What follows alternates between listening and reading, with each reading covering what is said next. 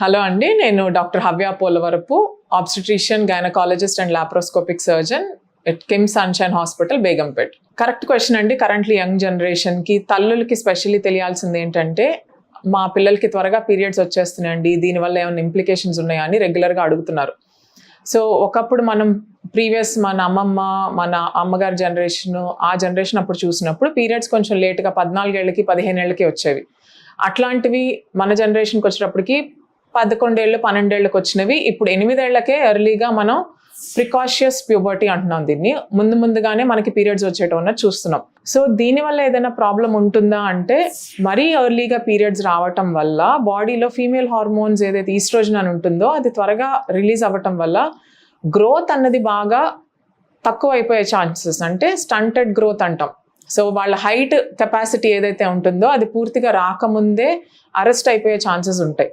So ఎందుకు ఇట్లా ముందుగానే పీరియడ్స్ వస్తున్నాయి, దీన్ని మనం ఆపగలమా అంటే ఎస్, దీన్ని మనం కొంతవరకు కంట్రోల్ చేయగలం.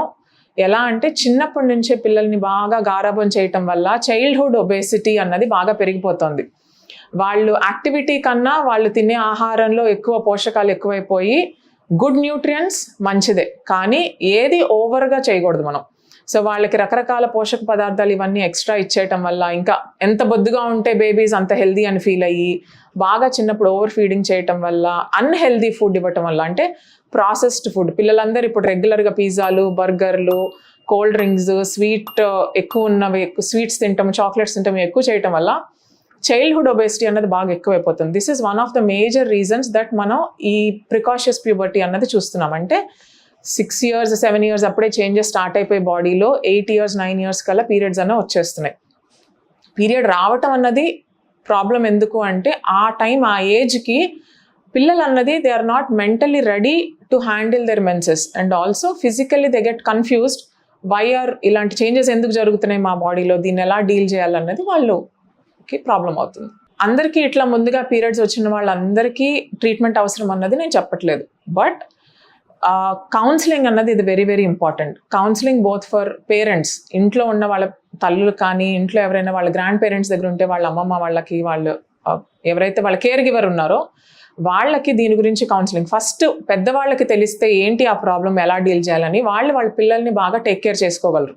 ఓకే, సో పిల్లలకి మనం ఎలా కౌన్సిలింగ్ ఇవ్వాలి అని చెప్పానంటే, ముందు నుంచే వాళ్ళకి అసలు బాడీలో ఈ చేంజెస్ ఎందుకు జరుగుతాయి, హార్మోనల్ చేంజెస్ అంటే ఏంటి, ఒకవేళ ఫస్ట్ టైం పీరియడ్ వస్తే వాళ్ళు దాన్ని ఎలా డీల్ చేయాలి, ఇది వాళ్ళు ఏంటంటే సడన్గా బ్లడ్ చూసి భయపడిపోతారు చిన్నపిల్లలు. సో అలాంటప్పుడు వీళ్ళు ప్రిపేర్డ్గా ఉండి మనం ముందుగానే చెప్తే, దాన్ని రెడీగా ఉండి ఏదైనా చేంజెస్ జరిగినప్పుడు వచ్చి మాకు చెప్పండి అన్న పాయింట్ దగ్గర స్టార్ట్ అయితే, వాళ్ళ ఇంట్లో కానీ లేకపోతే వాళ్ళ స్కూల్లో ఒకవేళ వాళ్ళకి పీరియడ్ కనుక స్టార్ట్ అయితే వాళ్ళ టీచర్ని అప్రోచ్ అవటం కానీ, ఇది చేయటం వల్ల వాళ్ళ పానిక్ స్టేట్ అన్నది అవ్వకుండా they will be prepared to take care of themselves. మీరు తీసుకునే అదే మందులు, అదే నాణ్యమైన మందులు, కానీ సగం ధరకే. అవును, మెడ్ ప్లస్ బ్రాండ్స్ పై 50 to 80% తగ్గింపు.